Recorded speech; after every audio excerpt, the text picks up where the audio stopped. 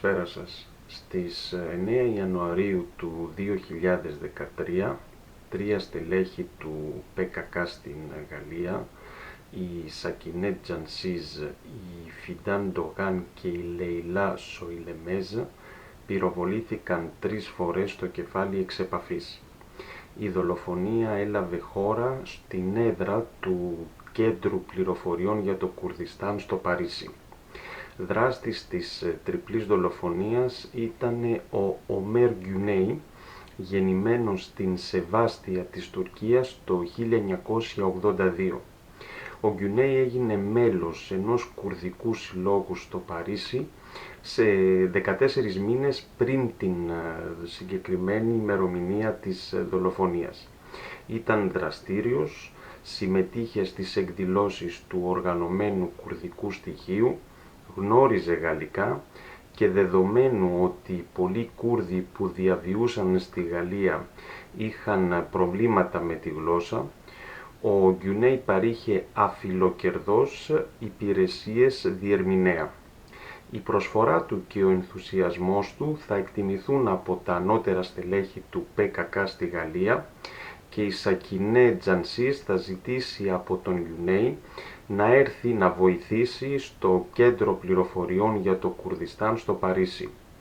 Ο Γκιουνέι εμφανιζόταν στους κουρδικούς κύκλους ως Τούρκος από την πλευρά του πατέρα του και ως Κούρδος από τη μεριά της μητέρας του. Έλεγε δε ότι δεν είχε καλή σχέση με την οικογένειά του, είχε παντρευτεί δε στο Μόναχο το 2010.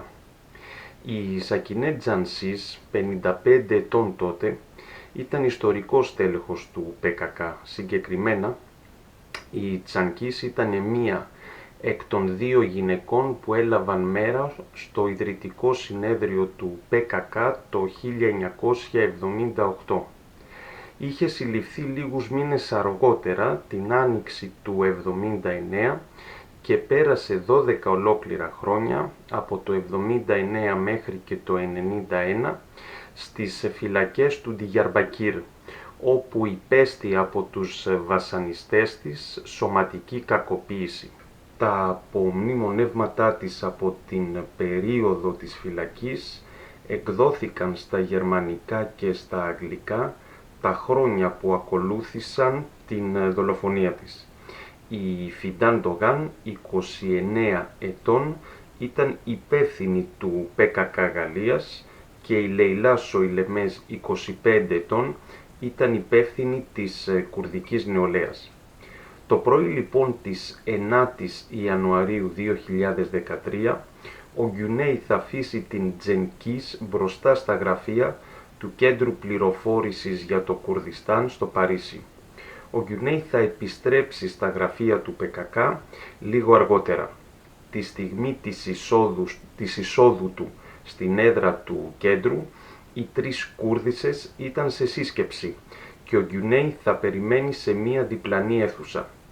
Ο Γκιουνέι ήταν στρεσαρισμένος και περιφερόταν νευρικά εντός των γραφείων, όπως θα αποκαλύψει ο ίδιος αργότερα στην ανακρίτρια. Όταν έκρινε ότι η στιγμή ήταν κατάλληλη, μπήκε στην αίθουσα σύσκεψης και εκτέλεσε εν ψυχρό τις 3 Κούρδισσες με 10 σφαίρες. Μάλιστα σε μία εκ των θυμάτων τοποθέτησε την κάνη του όπλου του στο στόμα της για τη χαριστική βολή. Ο Γκιουνέι εξήλθε του κτηρίου και μερικές ώρες αργότερα μέλη του ΠΚΚ βρήκαν τα θύματα σε μία λίμνη αίματος στα γραφεία του ΠΚΚ. Τηλεφώνησαν αμέσως στον Γκιουνέι, ο οποίος έκπληκτος έδειχνε να τα έχει χαμένα. Τους έλεγε ότι δεν είναι δυνατόν, καθώς πριν από λίγη ώρα είχε αφήσει ο ίδιος την Σακινέτ Τζανσίζ στα γραφεία του ΠΚΚ. Οι φίλοι του Γκιουνέι θα του συστήνουν να καταθέσει αμέσως στην αστυνομία για να μην προκύψουν υποψίες για τον ίδιο. Ο ίδιος δήλωσε στους αστυνομικούς ότι άφησε την Τζενκής στα γραφεία του ΠΚΚ και έφυγε αμέσως μετά.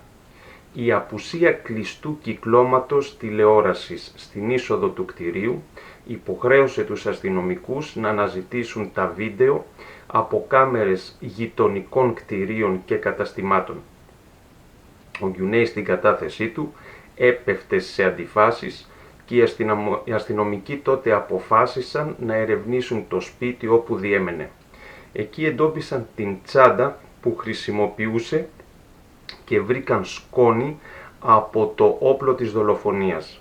Επιπλέον οι κάμερες των γειτονικών καταστημάτων δείχνουν τον Γκιουνέι να επανέρχεται στο κτίριο όπου έχει αφήσει την Τσενκίς. Οι χρόνοι της δολοφονίας και της εισόδου-εξόδου του Γκιουνέι από το κτίριο συμπίπτουν, οπότε για τους αστυνομικούς όλα δείχνουν ότι ο δολοφόνος είναι ο Γκιουνέι. Τις επόμενες ημέρες τα τουρκικά ΜΜΕ θα προβάλλουν φωτογραφίες των θυμάτων και του δολοφόνου. Τα μέλη του ΠΚΚ σε Ευρώπη, σε Τουρκία και σε Μέση Ανατολή βρίσκονταν σε κατάσταση σοκ. Η Τσανγκίς δεν ήταν οποιοδήποτε στέλεχος, αλλά ιδρυτικό μέλος του ΠΚΚ. Μάλιστα στους κύκλους του ΠΚΚ στην Ευρώπη θεωρείτο ως ο θηλυκός Οτσαλάν. 5 μέρες πριν την δολοφονία, ο Αχμέτ Τιούρκ, Κούρδος πολιτικός, πρώην βουλευτής και ιστορική προσωπικότητα του κουρδικού αγώνα, είχε ανακοινώσει ότι οι συνομιλίες για την επίλυση του κουρδικού διεξάγονταν κανονικά. Η κυβέρνηση Ερντογάν δήλωνε από τη μεριά της ότι οι δολοφονίες στο Παρίσι ήταν εσωτερικό ξεκαθάρισμα λογαριασμών του ΠΚΚ. Ποιος όμως είχε συμφέρον να ακυρώσει τη διαδικασία των διαπραγματεύσεων μεταξύ τουρκικού κράτους και ΠΚΚ, δολοφονώντας 3 στελέχη του στη γαλλική πρωτεύουσα? Η πρόθεση της κυβέρνησης Ερντογάν για δημοκρατική διευθέτηση του κουρδικού ήταν ειλικρινής? Υπήρχαν εθνικιστικοί θύλακες εντός της ΜΙΤ που δεν ήθελαν την επίλυση του κουρδικού? Όλα αυτά τα ερωτήματα τέθηκαν από δημοσιογράφους τα χρόνια που ακολούθησαν. Ο Γκιουνέι δήλωσε στη Γαλλίδα ανακρίτρια ότι είναι 100% Κούρδος, αλλά αποδείχθηκε στην πορεία της έρευνας ότι προέρχεται από εθνικιστική οικογένεια γκρίζων λύκων. 1 χρόνο πριν τις δολοφονίες, η αστυνομία ανακάλυψε ότι ο Γκιουνέι πηγαινοερχόταν στην Τουρκία. Με βάση την κατάθεση του Γκιουνέι που περιλαμβάνεται στη δικογραφία και είδε το φως της δημοσιότητας στην εφημερίδα Libération, η γαλλική αστυνομία και η ανακρίτρια εκτιμούσαν εξ αρχής ότι ο Γκιουνέι ήταν πράκτορας της ΜΙΤ που είχε εισχωρήσει στους κουρδικούς κύκλους στο Παρίσι. Μία ημέρα πριν τις δολοφονίες και συγκεκριμένα στις 8 Ιανουαρίου, ο Γκιουνέι είχε φωτογραφίσει 329 δελτία μελών του Κέντρου Πληροφόρησης του Κουρδιστάν. Όλες οι φωτογραφίες βρέθηκαν στο κινητό του. Όταν τον ρώτησε η ανακρίτρια για ποιο λόγο φωτογράφησε τις ταυτότητες των μελών, απάντησε ότι έπρεπε να τις στείλει στους ανωτέρους του. Δεν απάντησε στην ερώτηση ποιοι είναι οι ανώτεροι του, δήλωσε ότι δεν χρειάζεται ψυχολόγο και ότι ο ίδιος είναι το μαύρο κουτί του ΠΚΚ. Ο Γκιουνέι προφυλακίστηκε και το διάστημα που ήταν στη φυλακή, ο μόνος που τον επισκεπτόταν ήταν ο Ρουχί Σεμέν, Τούρκος κάτοικος Γερμανίας. Στο Σεμέν ο Γκιουνέι επέδωσε ένα σχεδιάγραμμα της φυλακής και το σχέδιο απόδρασής του. Κάθε φορά που αναφερόταν στη ΜΙΤ χρησιμοποιούσε το κωδικό ANEM, δηλαδή η μητέρα μου. Ο Γκιουνέι, ο οποίος επέφερε από επιληψία για χρόνια, είχε απολυθεί το 2012, ζούσε δε τους τελευταίους μήνες πριν από τις δολοφονίες με το επίδομα ανεργίας. Στην πορεία διαπιστώθηκε ότι έφερε όγκο στο κεφάλι του και τελικά θα πεθάνει το 2016, λίγες εβδομάδες πριν την έναρξη της δίκης, χωρίς ποτέ να δικαστεί και να καταδικαστεί για τις δολοφονίες του 2013. Ο Σεμέν θα επιστρέψει για ένα διάστημα στην Τουρκία και μερικά χρόνια αργότερα θα γυρίσει στη Γερμανία, όπου θα αναλάβει πόστο στο DTIP, δηλαδή στην Διεύθυνση Θρησκευτικών Υποθέσεων των τουρκικών τζαμιών στην Ευρώπη.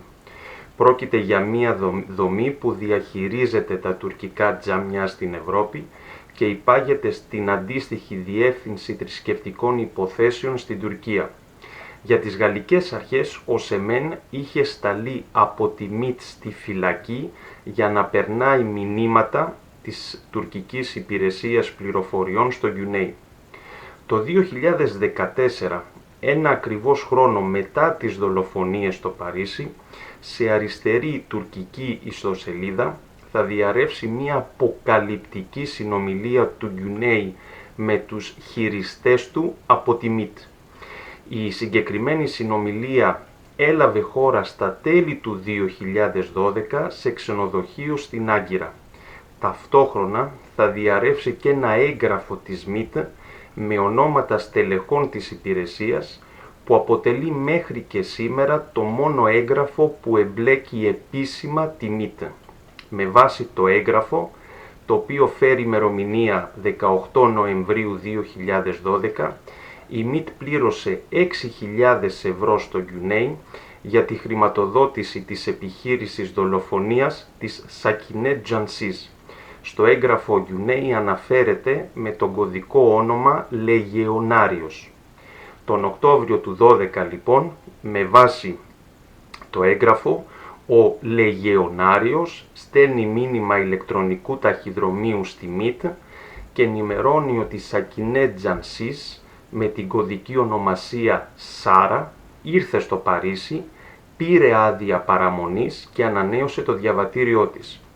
Το συγκεκριμένο έγγραφο εμπεριέχει και τα ονόματα στελεχών της ΜΙΤ που υπηρετούσαν τότε σε θέσεις κλειδιά στη Διεύθυνση Αποσχιστικών Δραστηριοτήτων της υπηρεσίας. Μεταξύ αυτών υπάρχει και το όνομα του Σεμπαχατίν Ασάλ, ο οποίος όλος τυχαίως μετά τη δολοφονία προήχθη σε υποδιοικητή της ΜΙΤ στη Γενική Διεύθυνση Αναλύσεων Ασφαλείας. Ο Σεμπαχατίν Ασάλ είναι ο άνθρωπος που ήταν παρόν στις συναντήσεις με τον Οτσαλάν στη φυλακή υψής της ασφαλείας του Ιμραλή, μαζί με τον Υφυπουργό Δημόσιας Ασφάλειας Μουχαμέτ Ντερβίσογλου. Υπήρχαν και άλλοι που εντάσσονταν περιστασιακά σε αυτή την κρατική επιτροπή. Ο ίδιος ο Χακάν Φιντάν, διοικητής της ΜΙΤ, παραδέχτηκε ότι ο τύπος του εγγράφου και το χαρτί που είχε χρησιμοποιηθεί είναι πράγματι της ΜΙΤ, αλλά ότι όλο το κείμενο είναι πλαστό. Οι δύο μιτατζίδες ανώτερα στελέχη που συνελήφθησαν το καλοκαίρι του 2017 στο νότιο Κουρδιστάν, βόρειο Ιράκ, αναγνώρισαν τα ονόματα των στελεχών της ΜΙΤ, δίνοντας πολύ σημαντικές πληροφορίες. Λεπτομέρειες για την υπόθεση σύλληψης των δύο στελεχών της ΜΙΤ υπάρχουν στο βιβλίο έρευνα ΜΙΤ, η φωλιά του τουρκικού παρακράτους. Το Μάρτιο του 2018 οι οικογένειες των θυμάτων υπέβαλαν μία νέα λεπτομερή αναφορά, ενώ οι δικηγόροι τους υποστήριξαν ότι ακόμα και αν ο φερόμενος δράστης, ο Γκιουνέι δηλαδή, είναι νεκρός, παραμένει να βρεθούν όλοι οι άλλοι, δηλαδή οι συνεργοί του. Κατέθεσαν στη γαλλική δικαιοσύνη νέα στοιχεία που προέκυψαν, όπως ένας αριθμός τηλεφώνου που χρησιμοποιούσε ο Γκιουνέι, που με βάση τον τηλεφωνικό κατάλογο ανήκει στη ΜΙΤ. Η εισαγγελία του Παρισιού αποφάσισε να ξανανοίξει την υπόθεση, διορίζοντας ένα νέο ανακριτή δικαστή για να εντοπίσει τους συνενόχους του Γκιουνέι. 8 χρόνια μετά τη δολοφονία των 3 Κουρδισσών στο Παρίσι, ουδεμία ποινική δίωξη έχει γίνει για τους πραγματικούς εντολοδότες του εγκλήματος. Πολιτικές σκοπιμότητες, διπλωματικές σχέσεις και η διαχείριση του μεταναστευτικού έχουν οδηγήσει τις γαλλικές αρχές σε μια ένοχη σιωπή έναντι του τουρκικού κράτους και της ΜΙΤ. Μια ενδελεχής παρουσίαση της δράσης της ΜΙΤ εμπεριέχεται στο βιβλίο έρευνα των Σάβα Καλεντερίδη και Κώστα Πικραμένου, ΜΙΤ, η φωλιά του τουρκικού παρακράτους, από τις εκδόσεις Infognomon.